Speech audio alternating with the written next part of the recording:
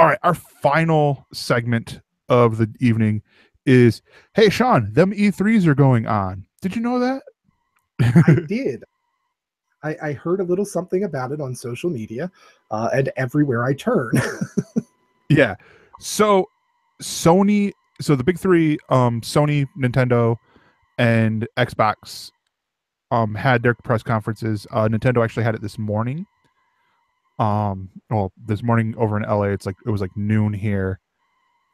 But the big ones, I think, out of the three, console manufacturers, I'd have to give it to Xbox because they've got the One X. It's the true 4K console, formerly known as Project Scorpio, will be released worldwide November 7th for $500 in the US or 450 pounds in the UK.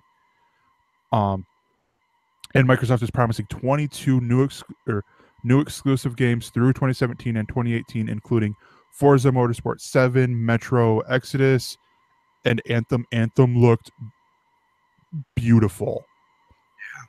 Yeah, I'll Anthem, I definitely. saw that game. Yeah, I saw that gameplay footage, and I could not tell if this was story mode, like I was seeing computers that were in there, or if this was all like four developers on the team that were playing this game. And I don't care that I couldn't tell that. So the big thing with the Xbox One X is that, like I said, it's a 4K console. It's giving like there's going to be a lot of processing power and stuff. And the thing that's playing the picture slideshow behind me is the One S. That only does 4K streaming of movies, like of other entertainment besides games, and 4K movies. This will do the gaming at 60 frames a second. And so a lot of the games are getting a 4K update that you've already purchased. The cool thing is, and I would love to see this happen for a while, um, is with this refresh, none of the old games like that you have now. Like I've got 5 or 6 games, disc games back there. Those will work with the One X. That's the cool part. Hmm. Sony announced a bunch of games, as did Nintendo, but everyone's focusing in on Nintendo because Nintendo basically announced the rest of the lineup for this year for the Nintendo Switch. You've got Yoshi for the Nintendo Switch and Kirby. Mario Odyssey which is coming out in October, I believe. They announced a new Metroid, Metroid Prime 4, a Pokemon game coming out later. Oh, and one other game that I believe everyone else in the console world and PC world have. Rocket League is coming to the Nintendo Switch. That got me excited, and it's going to have the crossplay. So Hmm. that right there is big. Um, but no, as for the games, we have a link to a wired.co.uk article um, that has a lot of the gameplay trailers. I know what a lot of people are going to be talking about would be like games like Beyond Good and Evil 2. Hmm. Like that one, which was announced from Ubisoft. A lot of people love Beyond Good and Evil, and then this is just, like this is what everyone had been asking for. The Elder Scrolls Skyrim in VR with the PlayStation VR, which is good because I haven't seen a lot of people really clamoring for the PlayStation VR. Um, you know, uh, who is it? Insomniac Games is working on a new Spider-Man for the PlayStation 4. Which, I mean, if you get past the white spider on the costume, it looks pretty cool. It's just the outfit looks really weird. Forza Motorsport 7 looks is going to be, it will run at 4K at 60 frames per second and in HDR over on the Xbox. So the cars are going to look so nice. You're going to be like, I'm actually driving this, you know, Porsche 911 or whatever car while you're sitting on your butt in your couch. Hmm. So like looking through here at the games, what are some of the games that stick out for you? I take a slightly different approach to a lot of these games, and one of the things that actually looks really intriguing to me is the game Cuphead. It's Xbox One. It's a run and gun action game inspired by 1930s cartoons, and you see the just the picture there in the article, and it looks like the old Mortimer Mouse style of animation, and it's Yeah. just so cool looking to see them do a game in that kind of style. I thought that was really neat. I'm also big on like couch co-op. So Mhm. the A Way Out looks like that would be something that might be really fun to play like with my son or something like that. It says it's like an escape game, a prison escape game. Um, Yeah. and two-player co-op played entirely in split screen, either online or in local co-op. And that's one thing that me and my kids are always looking for is new games to do local co-op. And the other thing that really excited me is, and it's not mentioned in that article, but we do have another article from GameAsutra.com, and that is the PlayLink mobile input Yeah. that Sony announced. And basically, what they're doing for the PS4 is, if you've ever played the Jackbox party games, they basically the game is on the television and everybody logs in on their phone to a website and puts in a room code and then answers the questions, draws the pictures, whatever, on their phone or their tablet. And this looks like it's going to be a whole nother set of games that Sony's going to put out that uses that same type of technology. And they're all going to be in the party game mode, which is something my family really enjoys. So, I'm looking forward to this. We play Jackbox at least like twice a month, Yeah. and we love it. It is so damn funny to just sit there and play. And and it's great because you get to do up to 8 players. So if you've got a bigger group, it's even more fun.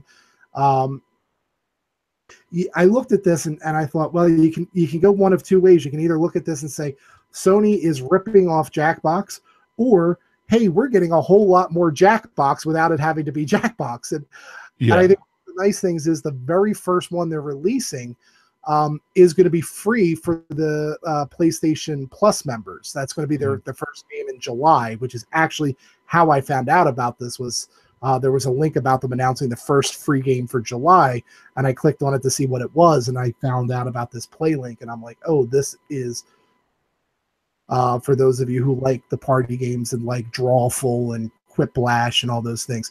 I think we're going to get a lot of similar things like that from Sony. I think they have several games in development, and it's just that that first game is going to be free, which I think is pretty cool. Yeah. A lot of people hooked. No, yeah. Two of the other games I'll mention. One is a personal. Well, both of them I'm wanting, but one is more personal that I really like.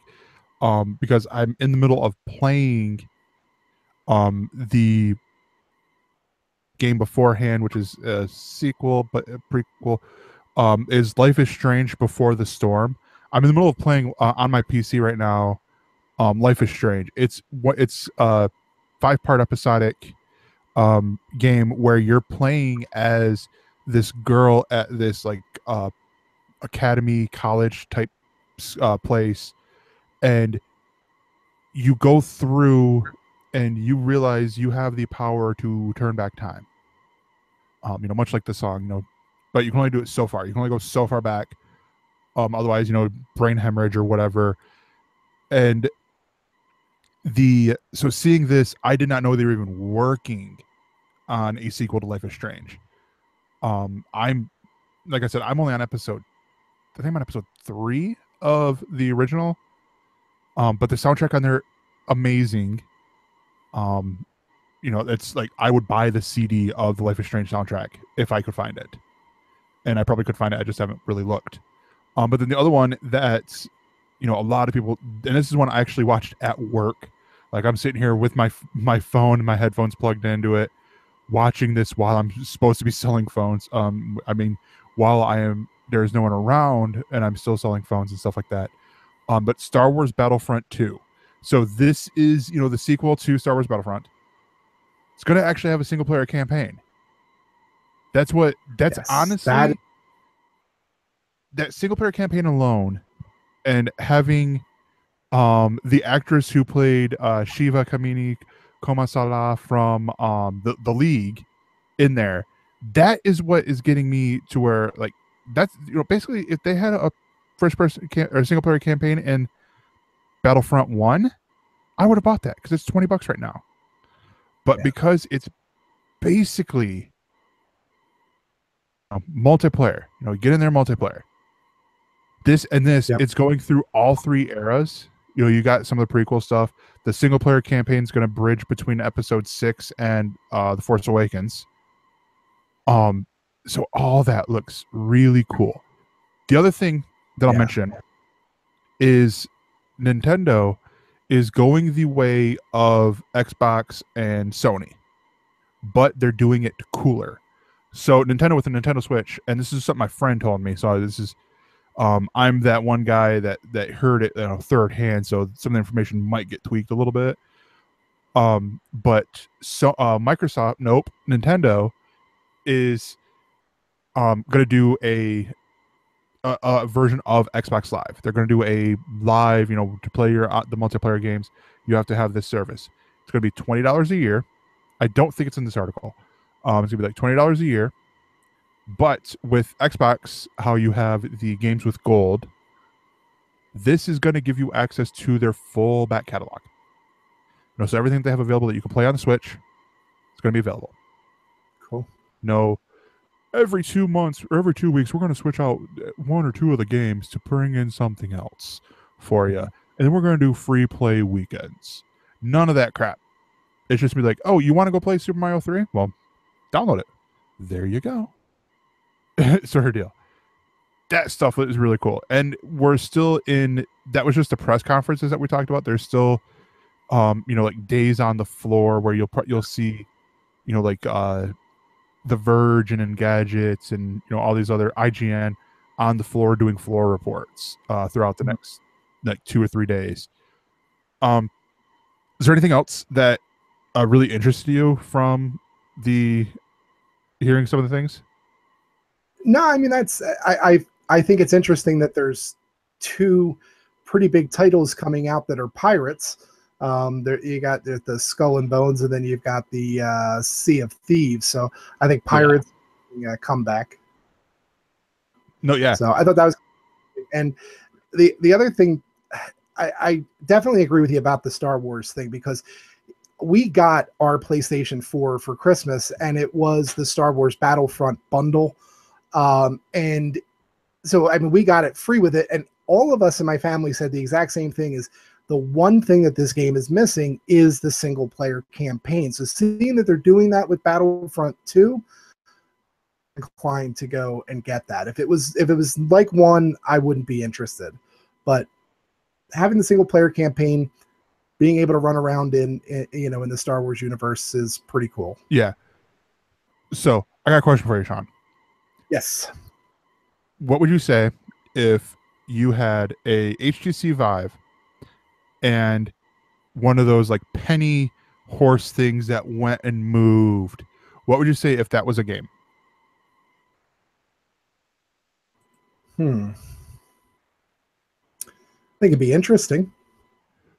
Well, sir, get yourself a ticket, and we're going to Japan. We're going to Tokyo, because this is coming to Namco or Bandai Namco's Tokyo Arcade. This is Mario Kart Arcade GP VR. It'll run off of an HTC Vive headset, and the players will be controlling the action in Mario Kart styled arcade chairs with built-in steering wheels for driving and motion controller wristbands to allow you to actually throw items at your opponents. I saw this. I saw this article at work. And off of the image alone, I'm like, done. I want to talk about it. And because the image was you sitting in, like, you're Luigi, and there's a turtle shell right there. I'm like, oh hell yeah! Where can I? Oh, fuck, Tokyo. When's this coming to Michigan? When is this coming to anywhere in America? Something that's not going to require a passport for Yeah. me to go play this game. I've got a honeymoon coming up next year. I don't know if I can convince my fiance to go to Tokyo just to play video games for the honeymoon, but No. See, here's what you do. Here's what you do. You say, "Let's go to Japan. It'll be awesome." And then, "Hey, I heard about this place over here. Can we go there?" And then there you go. You're there, and she's like, "Come on, Sean. Come on. Let's go, Sean. Sean. this Sean." is for work. Doing it for ElseNerds. I gotta get a report in. Greg's gonna be upset if I don't get it. That's been my new excuse for watching anything I want on television. I got to watch this for the show. So That's that's part of the reason why I justify watching stuff that I do for myself. Like it's like, well, I gotta watch it for the show, and then I never talk about the shows. But no, honestly, this sounds so cool. And it's gonna be in Shinjuku, Tokyo, over in the Namco Bandai's new VR Zone arcade. So there's probably gonna be this whole, so they checked out the zone VR Zone location.